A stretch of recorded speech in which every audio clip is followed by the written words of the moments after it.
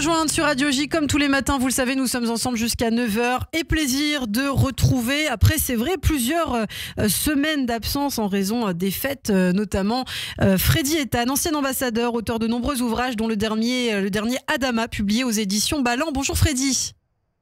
Bonjour. Merci d'être avec nous tout en blanc ce matin sur Radio J. Effectivement, blanc et bleu aux couleurs de l'État d'Israël, puisque ça a commencé hier soir, les commémorations, les cérémonies du Yom Ha'atzmaut, le jour de l'indépendance de l'État d'Israël. Alors qu'est-ce que ça vous inspire justement 76 ans après la naissance d'Israël et malheureusement aussi après les massacres antisémites du 7 octobre? Écoutez, Yom Ha'atzmaut est célébré aujourd'hui différemment des précédents anniversaires. Et au moment où je vous parle, des sirènes retentissent à Ashkelon et dans toute la région. Donc depuis la terrible attaque surprise du 7 octobre, tout a basculé. La guerre d'usure n'est pas encore achevée et nos otages sont toujours prisonniers. Chaque jour, des soldats tombent. Le deuil envahit de nombreux foyers. Le long de la frontière, des maisons sont désertes, certaines en cendres. Cependant, malgré la cruelle douleur, nous n'avons pas le choix de poursuivre le combat, car c'est le contrôle total de la bande de Gaza et de la frontière nord. Notre existence sera toujours menacée. Malheureusement, le juste combat de l'État d'Israël est mal interprété, très mal compris, condamné systématiquement par la communauté internationale. Notre devoir est d'expliquer notre juste cause et d'affirmer avec force que le seul but est de nous défendre, de vivre dans un climat de sécurité absolue et d'aboutir à la paix avec nos voisins arabes. Nous avons ras-le-bol des guerres, mais nous refusons la capitulation et l'injustice. Nous combattons contre des fanatiques islamistes sanguinaires. Et il est temps que le monde libre se réveille de sa torpeur.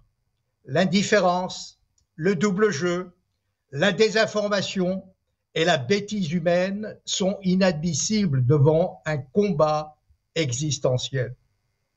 Vous savez, les Israéliens sont toujours prêts à combattre et s'il le faut, à mourir pour leur patrie. Toutefois, 76 ans après notre renaissance sur la terre d'Israël, sur notre Adama, nous constatons un nouveau flottement dans les convictions des Israéliens. Nombreux demeurent cyniques sur notre avenir, manifestent leur mécontentement et quittent le pays pour s'installer à l'étranger. Dans les milieux intellectuels, nous constatons, comme chez des anciens généraux et leaders politiques, que l'amertume et la déception l'emportent largement. Ils se présentent comme des prophètes de malheur et prédisent la fin de l'État sioniste, tandis que certains médias suivent cette ligne et rabâchent les mêmes slogans. Et pourtant, nous sommes fiers d'avoir le privilège d'appartenir à cette génération qui a vu Israël en marche, celle qui a observé l'accomplissement de gigantesques projets dans tous les secteurs et domaines. Nous avons eu le privilège de suivre l'aventure d'un peuple hors du commun, capable de faire des miracles, de fleurir le désert, de forger une société, de renouveler une langue, construire un pays fort et moderne, malgré les nombreuses difficultés et les menaces existentielles. Donc ce peuple est capable d'affronter tous les obstacles et s'unir. L'écrasante majorité est heureuse et préfère vivre dans son propre pays plutôt qu'à l'étranger.